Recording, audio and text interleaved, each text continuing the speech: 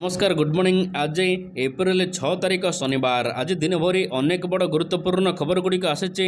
महिला मानक मिल मासिक 1 लाख टंका, अन्यपटे चाषी को मिल 3000 टंका। यह सहित छात्र छात्री मानक बड़ खबर, सकाळ 10टार स्कूल बंद। अन्यपटे श्रमिक मानक बड़ खबर आसी। राज्य में ग्रीष्म बढ़ुथिबारु नुआ योजना सरकार जारी कले। तेबे आसंतु आज सकाळ आसीथिबा 23टी बड़ खबर उपर नजर पकाइबा। नंबर 1, स्कूल टाइम रे बड़ परिवर्तन। खोर्धा जिलार समस्त स्कूल एवं अंगनवाड़ी पर नुआ समय स्थिर करा जायछि। जिलार समस्त स्कूल सकाळ 6टारू 10टा पर्यंत पाठ पढ़ा जिवो। खोर्धार समस्त सरकारी घरोई एवं अनुदान प्राप्त स्कूलगुड़िक सकाळ 10टा परठारू बंद रहिबो। प्रबल ग्रीष्म प्रवाह को नजर रखी खोर्धा जिलापाल एपरि निष्पत्ति नैचंती। नंबर 2, दिन 11टा परठारू काम धंदा सबु बंद। प्रबल खरार राज्य में जीवन यात्रा अस्तव्यस्त। उपकूल ठारू आरंभ करी उपांत ओडिशा सबुठारे प्रबल खरा हेउछि। प्रबल गरम सांगकु गुळुगुळी मध्य राज्य में जीवन यात्रा को प्रभावित करुछि। तेणु ग्रीष्म बढ़ुथिबारु अंशुघात को एड़ाई दिया न जाइपारे। तेणु संपूर्ण खरारे कार्यरत श्रमिक माने चलित मास एप्रिल रु जून मास 15 तारिख पर्यंत पूर्वाह्न 11टारू अपराह्न 3:30 मध्य आउ काम करिवे नाही। एथिपाई समस्त राजस्व कमिशनर और समस्त जिलार जिलापाल श्रम विभाग तरफरु आवश्यक निर्देशनामा जारी करा जायछि। एथि सहित ओडिशा सरकारंकर समस्त विभाग तथा ओडिशा रे थिबा भारत सरकारंकर समस्त विभाग, बेसरकारी नियुक्तिदाता, समस्त वाणिज्य और शिल्प संस्था, दुकान व्यवसाय प्रतिष्ठान, यह सहित समस्त ठिकादार मानक अनुरोध करा जायछि कि जून 15 तारिख पर्यंत प्रबल रौद्रताप थिबारु दिन 11टारू 3:30 पर्यंत कार्य रे लगाइबे नाही कौनसे श्रमिकंकु। नंबर 3, राजधानी रे प्रबल खरा, तापमात्रा 44 डिग्री डेइला। डराउछि राजधानीर ताती। गतकाली राजधानी रे पारद 43.5 डिग्री रेकर्ड करा जायछि। तेबे एशिया महादेशर 10टी उत्तप्त सहर मध्य रही राजधानी भुवनेश्वर। प्रथम 3टी स्थान में म्यांमार 3टी सहर थिबा बेले भुवनेश्वर स्थान रही 6 नंबर रे। अंतर्जातीय पाणीपाग संगठनर सूचना अनुसार यही तालिकार भारतर 10टी सहर मध्य 5टी सहर स्थान पाइछि। अन्यपटे ओडिशा रे 40 डिग्री तापमात्रा ऊपर रही 25टी सहर। सर्वाधिक तापमात्रा रही ओडिशा रे भुवनेश्वर रे, जेउठारे पारद पाखापाखि 44 डिग्री छुईलाणी। नंबर 4, आसिला कांग्रेसर न्याय पत्र। कांग्रेस शुक्रवार दिन लोकसभा निर्वाचन पर निजर मिनी पोस्ट जारी करिछि। एथिरे अनेक प्रसंग उपरे फोकस करा जाइछि, हेले जनगणना को अधिक गुरुत्व देइछि कांग्रेस। तबे एही घोषणा पत्रर ना कांग्रेस न्याय पत्र देइछि। एथिरे 5टी न्याय और 25टी ग्यारंटी रहिछि, जेउथिरे कहा जायछि कि महिला मानकु गृहलक्ष्मी योजना रे 1 लाख टंका देबाको कांग्रेस प्रतिश्रुति देइछि। मनरेगा दैनिक मजूरी 400 टंका को वृद्धि करबा नै प्रतिश्रुति दिया जायछि। सेहिपरि 1 लाख टंका दरमा युवक मानकु नियुक्ति प्रदान करा जिवो एवं ऋण छाड़ प्रतिश्रुति मध्य देइछि दल। सेहिपरि फसलर सर्वनिम्न सहायक मूल्य लीगल ग्यारंटी दिया जिवो। यह सहित सामाजिक सुरक्षा भत्ता 1000 टंका वृद्धि को नहीं प्रतिश्रुति दिया जायछि। कांग्रेसर मिनी पोस्ट रे 5 न्याय एवं 25 ग्यारंटी विषय रे आलोचना होइछि। नंबर 5, बीजेडी रो तृतीय पर्याय प्रार्थी तालिका घोषणा। विधानसभा आसन पर तृतीय पर्याय प्रार्थी तालिका जारी करिछि बिजु जनता दल। तृतीय पर्याय रे 9 जन प्रार्थी मानकर नाम घोषणा करिछि बीजेडी। तेबे एही तालिका रे वीरमित्रपुररु सुदर्शन हरपाल, राउरकेलारु शारदा प्रसाद नायक, वीरमित्रपुररु रोहित जोसेफ त्रिके, यह सहित केन्दुझररु मीना माझी, नवरंगपुररु राय सिंह मुर्मू, बालेश्वररु रूपस कुमार दास, बारबाटी कटकरु प्रकाश चंद्र बेहेरा, सेहिपरि सालेपुर प्रशांत बेहेरा और जयदेवपुर नवकिशोर मल्लिक को प्रार्थी करिछि बीजेडी। तृतीय पर्याय तालिका रे 3 जन को रिपीट करा जाइथिबा बेले 6 सीट रे नुआ मुह देइछि BJD. Number 6, Baramunda bus stand को संजोग करिबो मेट्रो ट्रेन। नवनिर्मित बाबा साहेब भीमराव आंबेडकर बस टर्मिनाल यात्री मानक पई खुशी खबर। उद्घाटन हेबा परे एठारे दैनिक 20,000 यात्री यातायात करुथिबा बेले प्रत्येक दिन एठाकु 1500 बस आसुछि। बरमुंडा बस स्टैंडर इतिहास मध्य प्रथम। यार अन्य एक रूपांतरीकरण खूब शीघ्र मध्य कराजिबो। एठाकु मेट्रो रेल संयोगकरण कराजिबो, फलरे जोगाजोग क्षेत्र में नुआ माइल खुंट स्थापना करिबो एही बस स्टैंड। तेबे 5T मंत्र आधार में मुख्यमंत्री नवीन पट्टनायक यह एक ସ୍ୱପ୍ନର କଳ୍ପନା କରିଛନ୍ତି। ଭୁବନେଶ୍ୱରକୁ ଏକ ମେଟ୍ରୋପଲିଟାନ ସହର ଭାବରେ ପରିଗଣିତ କରିବାକୁ ଆରମ୍ଭ କରାଯାଇଛି ଯାତ୍ରା। ନମ୍ବର 7 ରାଜ୍ୟ ସରକାରଙ୍କର କାମରେ 70% ଲୋକ ସନ୍ତୁଷ୍ଟ ଆସିଲା ରିପୋର୍ଟ। ରାଜ୍ୟରେ ବର୍ତ୍ତମାନ ଥିବା ସରକାରଙ୍କର କାମରେ 70%ରୁ ଅଧିକ ଜନତା ସନ୍ତୁଷ୍ଟ ଅଛନ୍ତି। ଏହା ସହିତ 66% ଜନତା ପୁଣି ଥରେ ନବୀନ ପଟ୍ଟନାୟକଙ୍କୁ ମୁଖ୍ୟମନ୍ତ୍ରୀ ରୂପେ ଦେଖିବାକୁ ଚାହୁଁଛନ୍ତି। ଶୁକ୍ରବାର ଦିନ ଜୁଏଲ୍ସ ଅଫ୍ ଓଡ଼ିଶାର ରିପୋର୍ଟରେ ଏପରି ଏକ ରିପୋର୍ଟ ପ୍ରକାଶ ପାଇଛି। ତେବେ ବିଜେଡି ସରକାରଙ୍କର ସେବାରେ ଲୋକ ଅଧିକ ସନ୍ତୁଷ୍ଟ ଥିବା ଏଥିରେ ଉଲ୍ଲେଖ କରାଯାଇଛି। 10,400 ଲୋକଙ୍କୁ ସାମ୍ପଲ ସାଇଜ ଥିବା ଏହି ଆକଳନକୁ ନେଇ ସଂସ୍ଥାର ଦାବି ଯେ ଏହା ପ୍ରକୃତ ଏବଂ ସଠିକ୍ ଆକଳନ। ଏହା ଅନୁସାରେ ବର୍ତ୍ତମାନ ଥିବା ସରକାରଙ୍କର କାମରେ 72.7% ଅଧିକ ଲୋକ ସନ୍ତୁଷ୍ଟ ଏବଂ 45.5%ରୁ ଅଧିକ ଲୋକ ଅସନ୍ତୁଷ୍ଟ ଥିବା କୁହାଯାଇଛି। ନମ୍ବର 8 କେବେ ବାଲେଶ୍ୱର ପାଇଁ ବିଜେଡି କରିବ ପ୍ରାର୍ଥୀ ଘୋଷଣା। ରାଜ୍ୟର ଶାସକ ବିଜେଡି 2024 ସାଧାରଣ ନିର୍ବାଚନ ପାଇଁ ଜୋରଦାର ପ୍ରସ୍ତୁତି ଆରମ୍ଭ କରିଦେଇଛି। ଏହି କ୍ରମରେ ଦଳ ଏପର୍ଯ୍ୟନ୍ତ ରାଜ୍ୟର 21ଟି ଲୋକସଭା ଆସନରୁ 20ଟି ଆସନ ପାଇଁ ପ୍ରାର୍ଥୀ ତାଲିକା ଘୋଷଣା କରିଛି। ହେଲେ ଗୋଟିଏ ଆସନ ଏବେ ବାକି ରହିଛି।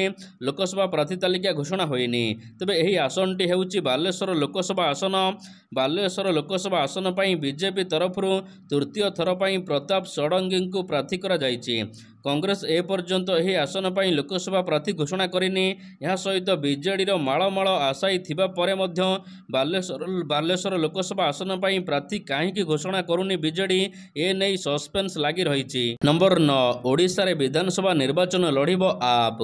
ଓଡ଼ିଶାରେ ଅନୁଷ୍ଠିତ ହେବାକୁ ଯାଉଥିବା ଆଗାମୀ ବିଧାନସଭା ନିର୍ବାଚନରେ ଆମ୍ ଆଦମୀ ପାର୍ଟି ପ୍ରତିଦ୍ୱନ୍ଦ୍ୱିତା କରିବ। ପାର୍ଟିର ଓଡ଼ିଶା ମୁଖ୍ୟ ଶଶିକାନ୍ତ ମହାପାତ୍ର ଶୁକ୍ରବାର ଦିନ ଅନୁଷ୍ଠିତ ଏକ ସାମ୍ବାଦିକ ସମ୍ମିଳନୀରେ ଏନେଇ ଘୋଷଣା କରିଛନ୍ତି। ଦେଶର ରାଜନୀତିକୁ ଦୃଷ୍ଟିରେ ରଖି ବିରୋଧୀ ଶୂନ୍ୟ ପରିବେଶକୁ ଆପ୍ ଦୂର କରିବାକୁ ଚେଷ୍ଟା କରିବ ବୋଲି କୁହାଯାଇଛି।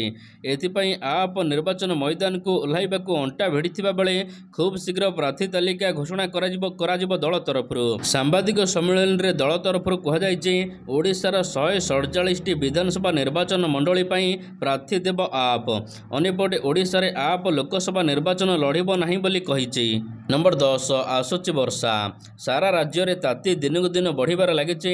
ଏହାରି ମଧ୍ୟରେ ଭାରତୀୟ ପାଣିପାଗ ବିଭାଗ IMD ପୂର୍ବାନୁମାନ କରିଛି କି ଭାରତରେ କିଛି ମାତ୍ରାରେ ବର୍ଷା ସମ୍ଭାବନା ରହିଛି। କର୍ଣ୍ଣାଟକ, ଓଡ଼ିଶା, ପଶ୍ଚିମବଙ୍ଗ, ଝାଡ଼ଖଣ୍ଡ, ଆନ୍ଧ୍ରପ୍ରଦେଶ ଏବଂ ପୁଡୁଚେରୀରେ ଏପ୍ରିଲ 6 ପର୍ଯ୍ୟନ୍ତ ତାତି ଅଧିକ ରହିବ। ଅନ୍ୟପଟେ ଏପ୍ରିଲ 8 ତାରିଖ ପରେ ଆର୍ଦ୍ରତା କମିବା ସହିତ ସାମାନ୍ୟ ବର୍ଷାର ସମ୍ଭାବନା ରହିଛି। ବର୍ଷା ହେବାକୁ ଥିବା ରାଜ୍ୟଗୁଡ଼ିକ ହେଉଛି ଆସାମ, ମେଘାଳୟ, ନାଗାଲ୍ୟାଣ୍ଡ, ମଣିପୁର, ମିଜୋରାମ ଏବଂ ତ୍ରିପୁରା। ଏହା ସହିତ ଓଡ଼ିଶା ଏବଂ ପଶ୍ଚିମବଙ୍ଗରେ ମଧ୍ୟ ସାମାନ୍ୟ ବର୍ଷାର ସମ୍ଭାବନା ରହିଛି ବୋଲି ପାଣିପାଗ ବିଭାଗ କହିଛି। ନମ୍ବର 11 ମୋନି ଦୀପାଙ୍କୁ ନୂଆ ଦାୟିତ୍ୱ। ମୋନି ଦୀପାଙ୍କୁ ନୂଆ ଦାୟିତ୍ୱ ଦେଇଛି ବିଜେଡି। ବିଜୁ ଶ୍ରମିକ ସାମୁଖ୍ୟର କାର୍ଯ୍ୟକାରୀ ସଭାପତି ଭାବରେ ନିଯୁକ୍ତି ହୋଇଛନ୍ତି ମୋନି ଦୀପା। କିଛି ଦିନ ତଳେ ବିଜେଡିରେ ସେ ସାମିଲ ହୋଇଥିବା ବେଳେ ତାଙ୍କୁ ନୂଆ ଦାୟିତ୍ୱ ଦେଇଛି ଦଳ। ସେପଟେ ଗୁରୁବାର ଦିନ କଂଗ୍ରେସର ପ୍ରାଥମିକ ସଦସ୍ୟ ପଦରୁ ଇସ୍ତଫା ଦେଇଛନ୍ତି ବାପି ସର୍କେଲ। ପାରାଦୀପ ପାଇଁ ବିଜେଡି ବାପି ସର୍କଲଙ୍କୁ ପ୍ରାର୍ଥୀ କରିବା ନେଇ ଆଲୋଚନା ମଧ୍ୟ ଜୋରସୋରରେ ଚାଲିଛି। ନମ୍ବର 12 କାମ ଠିକ୍ ଚାଲିଛି କି ନାହିଁ କଲ୍ କରି ବୁଝିଲେ ନବୀନ। ରାଜ୍ୟରେ ବିଭିନ୍ନ ବିକାଶମୂଳକ କାମର ଅପଡେଟ୍ କରାଯାଉଛି। ତେବେ ମୁଖ୍ୟମନ୍ତ୍ରୀ ନବୀନ ପଟ୍ଟନାୟକ ଲୋକମାନଙ୍କୁ ଫୋନ୍ କରି ବିଭିନ୍ନ କାମର ଉନ୍ନତି ସମ୍ପର୍କରେ ପଚାରୁଛନ୍ତି। ନିଜେ ମୁଖ୍ୟମନ୍ତ୍ରୀ ନବୀନ ପଟ୍ଟନାୟକ ରାଜ୍ୟର ବିଭିନ୍ନ ଅଞ୍ଚଳର ଲୋକଙ୍କୁ ଫୋନ୍ କରି କାମର ଅପଡେଟ୍ ନେଇ ପଚାରି ବୁଝିଛନ୍ତି। ସ୍କୁଲ ରୂପାନ୍ତରୀକରଣ, ମନ୍ଦିର ଏବଂ ଅନ୍ୟାନ୍ୟ ନିର୍ମାଣ କାମ କେମିତି ଚାଲିଛି ଏବଂ ସରିଲାଣି କି ନାହିଁ, ସେମାନେ ଏହି କାମରେ ଖୁସି ଅଛନ୍ତି କି ନାହିଁ, ଏ ନେଇ ପଚାରି ବୁଝିଛନ୍ତି ନବୀନ। ଲୋକମାନେ ବି ମୁଖ୍ୟମନ୍ତ୍ରୀଙ୍କ ସହିତ କଥା ହୋଇ ବେଶ୍ ଖୁସି ପ୍ରକଟ କରିଛନ୍ତି। ଏହି ଭିଡ଼ିଓ ସୋସିଆଲ ମିଡ଼ିଆ ଇନଷ୍ଟାଗ୍ରାମରେ ଅପଲୋଡ଼ କରାଯାଇଛି। 5T ଅଧ୍ୟକ୍ଷ VK ପାଣ୍ଡିଆନ ଏହାକୁ ଅପଲୋଡ଼ କରିଛନ୍ତି। ନମ୍ବର 13 ପଦ୍ମ ଧରିଲେ ରମେଶ ସାଏ। ବିଜେପିରେ ମିଶିଲେ ଆଠମଲ୍ଲିକ ବିଧାୟକ ରମେଶ ସାଏ। କେନ୍ଦ୍ରମନ୍ତ୍ରୀ ଧର୍ମେନ୍ଦ୍ର ପ୍ରଧାନ ଏବଂ ଆଠମଲ୍ଲିକ ବିଜେପି ବିଧାୟକ ପ୍ରାର୍ଥୀ ସଞ୍ଜୀବ ସାହୁଙ୍କ ଉପସ୍ଥିତିରେ ସେ ପଦ୍ମ ଧରିଛନ୍ତି। ତେବେ ସେ ଗୁରୁବାର ଦିନ ବିଜେଡିରୁ ଇସ୍ତଫା ଦେଇଥିବା ବେଳେ ଶୁକ୍ରବାର ଦିନ ବିଜେପିରେ ସାମିଲ ହୋଇଛନ୍ତି। ତେବେ 2019 ମସିହାରେ ବିଜେଡିରୁ ଲଢ଼ିଥିଲେ ରମେଶ ସାଏ, କିନ୍ତୁ ଏଥର ରମେଶଙ୍କ ବଦଳରେ ନଳିନୀ ପ୍ରଧାନଙ୍କୁ ଆଠମଲ୍ଲିକ ବିଧାନସଭା ଆସନ ପାଇଁ ପ୍ରାର୍ଥୀ କରିଛି ବିଜେଡି। ଆଉ ଏଥିରେ ଅସନ୍ତୋଷ ପ୍ରକାଶ କରି ରମେଶ ସାଏ ଦଳ ଛାଡ଼ିଥିବା ନେଇ ଚର୍ଚ୍ଚା ହେଉଛି। ନମ୍ବର 14 14 गरीब परिवार महिला मानक वार्षिक 1 लाख टंका मिलिबो। देशर लोकसभा निर्वाचन 2024 पर बिगुल बाजिछि। यार मध्य राजनैतिक दल कांग्रेस मध्य निजर घोषणा पत्र जारी करिछि। एथिरे महालक्ष्मी स्कीम रो घोषणा करा जायछि कांग्रेस तरफरु। एही स्कीम रे गरीब लोकंकु 1 लाख टंका दिया जिवो। कांग्रेस रो घोषणा पत्र रे कहा जायछि कि एथिरे गरीबता हटाइबाकू वार्षिक 1 लाख टंका दिया जिबाकू घोषणा होईछि। एही स्कीम अनुसार परिवारर सबुठारु वृद्ध महिला अकाउंट को एही टंका ट्रांसफर करा जिवो। जदि परिवारर वृद्ध महिला केही नाहंती तेबे सबुठारु अधिक वृद्ध व्यक्ति अकाउंट को एही टंका पठा जिवो। प्रति वर्ष एही स्कीम रो रिव्यू मध्य करा जिवो, जेउथिरे गरीब परिवार आर्थिक स्थिति को सुधार करने एपरी कांग्रेस तरफ घोषणा होईछि। नंबर 15 कटक जगतसिंहपुर पई नुआ जिलापाल नियुक्ति। कटक और जगतसिंहपुर पई नुआ जिलापाल को नियुक्ति दिया जाइछि। आईएएस अरविंद डाकुआ कटक जिलापाल भाव में नियुक्ति पाइछन्ति। सेहिपरि आईएएस अनुपम साहा को जगतसिंहपुर जिलापाल भाव में नियुक्ति दिया जाइछि। एही दुई जिलार जिलापाल को ट्रांसफर करा जिबा परे पूर्वरु भारतीय निर्वाचन आयोग एने निर्देश देइथिले। सेहिपरि नुआ जिलापाल नियुक्ति को नहीं राज्य सरकार साधारण प्रशासन और जन अभियोग विभाग पक्षर विज्ञप्ति जारी होईछि। नंबर 16 यूपीर 17 लाख मद्रसा छात्र आश्वस्ति। सुप्रीमकोर्ट अलाहाबाद कोर्टक 22 मार्च आदेश उपर रोक लगाई। सुप्रीमकोर्ट तंको आदेश रे UP board of Madrasa education act 2004 को असंवैधानिक कहिथिले। सुप्रीमकोर्ट कहिसंति जे अलाहाबाद हाईकोर्ट कहवा कथा मद्रसा बोर्ड संविधान धर्मनिरपेक्ष सिद्धांत को उल्लंघन करुछि, तेबे यह ठीक नुहे। यह सहित सुप्रीमकोर्ट मद्रसा बोर्डर 70 लाख छात्र छात्री और 10,000 अध्यापकों को अन्य स्कूल रे ऑडिट करने प्रक्रिया उपरे मध्य रोक लगाई। नंबर 17 रेपो रेट अपरिवर्तित। रेपो रेट अपरिवर्तित रखिला रिजर्व बैंक। रेपो रेट 6.5% रे अपरिवर्तित रखिबा नै आरबीआई सूचना देइछि। केंद्रीय बैंक गवर्नर शशिकांत दास एने सूचना देइछन्ति। सप्तम थर पई रेपो रेट अपरिवर्तित रहिछि, जहा फल रे ईएमआई क्षेत्र रे कोनोसी आश्वस्ति मिली नाही। मुद्रानीति कमिटीर 3 दिनिया बैठक पर reserve bank governor Shashikant Das गतकाली repo rate अपरिवर्तित नै सूचना देइछन्ति। नंबर 18 ऑनलाइन आवेदन आरंभ होला। राज्यर समस्त सरकारी चाकरी आशायी मानक पई बड़ सुजोग। राज्य सरकार विभिन्न विभाग रे जूनियर असिस्टेंट ऑडिटर यह सहित असिस्टेंट सिटी यह सहित जीएसटी ऑफिसर नियुक्ति पाई वर्तमान सुधा आवेदन करा जाउछि। ए नै ओडिशा कर्मचारी चयन आयोग ओपीएससी पक्षर पूर्वर मध्य विज्ञप्ति प्रकाश पाइथिला। एबे आरंभ करा जाइछि आवेदन। एप्रिल 5 तारिख रु ऑनलाइन रजिस्ट्रेशन प्रक्रिया आरंभ होइतिबा बेले मे 2 तारिख रे समाप्त हेबो। ऑनलाइन एप्लिकेशन सबमिट पाई अंतिम तारिख मे 5 तारिख थिबा बेले ऑनलाइन एप्लिकेशन फॉर्म संशोधन पाई मे 17 तारिख शेष तारिख रहिछि। नंबर 19 एणिकी मागणा नुहे गूगल सर्च कले लागिबो चार्ज। एणिकी सर्च इंजिन गूगल रे किछि भी सर्च कले आपण को पेमेंट करबा को पड़िबो। गूगल एपरी आर्टिफिशियल इंटेलिजेंस एआई टेक्नोलोजी ऊपर काम करुछि। यह पई एबे उपभोक्ता को रिचार्ज करबा को पड़िबो। एपरी करी गूगल समग्र विश्व रे रहिथिबा एहार कोटि कोटि उपभोक्ता माननको बड़ झटका देबा को जाउछि। सर्च रे उपभोक्ता माननको जेनरेटिव एआई अभिज्ञान प्रदान करबा को गूगल योजना करुछि। नंबर 20 बंद होई जाय पारे आपणकर मोबाइल नंबर। जोगाजोग मंत्रालय अधीन रे कार्य करुथिबा टेलिकम विभाग मोबाइल व्यवहारकारी मानक पई बड़ चेतावनी दैछि। परामर्शदाता सूचना अनुसार टेलिकम विभाग नाम नहीं जालियाती कॉल करा जाउछि, जेउथिरे आपण मानकर नंबर रे भूल काम चलिछि बोली सुनिबा को मिलुछि। एभली परिस्थिति रे आपणकर मोबाइल नंबर को संजोग को विच्छिन्न करबा को धमक मध्य मिलुछि। तबे डीओटी रो सूचना अनुसार एपरी मोबाइल नंबर हेउछि +92 नंबर व्यवहार करा जाई कॉल करा जाउछि। तबे एही नंबर रो आपणक कति कॉल आसिले सावधान रुहंतु। सरकारी परामर्शदातांक कहबा अनुसार ठक माने एपरी नंबर को व्यवहार करी लोकमान को धमक देई व्यक्तिगत तथ्य चोरी करी बैंकिंग ठकेई करूचंती। नंबर 21 कृषक मानक मिलिबो 3000 टंका। देशर कृषकों आर्थिक सहायता जोगाई देवाक केंद्र सरकार तरफ विभिन्न योजना प्रणयन करा जायछि। तेबे पीएम मानधन योजना रे प्रति मासरे अकाउंट को 3000 टंका ट्रांसफर करा जिवो। तेबे एहार प्रीमियम स्वरूप पीएम किसान योजना रू एही टंका राशि काटी दिया जिवो बोली जणा पड़िछि। तेबे एथिपई आउ एक स्वतंत्र फॉर्म पूरण करबाक पड़िबो। जदि आपण एही योजना रे चाषी मानक शामिल करूचंती मासिक 55 टंकारु 200 टंका पर्यंत इन्वेस्ट करबा पई पड़िबो।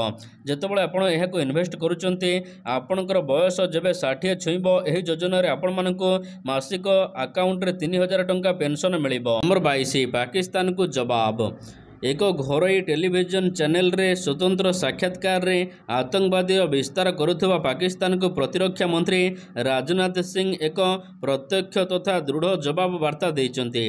राजनाथ सिंह एक साक्षात्कार रे पड़ोसी देश द्वारा विस्तार कराଯାଉଥିବା आतंकवाद भली एक प्रश्न उत्तर रे राजनाथ सिंह कहिचंती जदि आतंकवादी पाकिस्तान पाले तेबे आमे सेठारे तांको हत्या करबाको अर्थात आमे घरे पसी मारिबु बोली सफा सफा कहिचंती।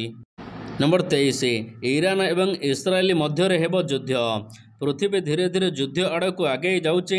दिन को दिन विश्वर विभिन्न देश निज भितर युद्ध करबारे लागिचंती। तेबे सीरिया रे इस्राएल एयर स्ट्राइक एवं ईरान रो सेना अधिकारीଙ୍କ मृत्यु परे दुई देश मध्य एबे युद्ध संभावना देखा देइछि। ईरान तरफ आक्रमण आशंका को दृष्टि रखी इस्राएल एबे सबुआड़े सुरक्षा व्यवस्था को कड़ाकड़ी करने सहित सैनिक मानकर छुट्टी को मध्य बातिल करा जायछि। एप्रिल 5 तारिख में एभली एयर स्ट्राइक करा जिबा परे एबे दुई देशर युद्ध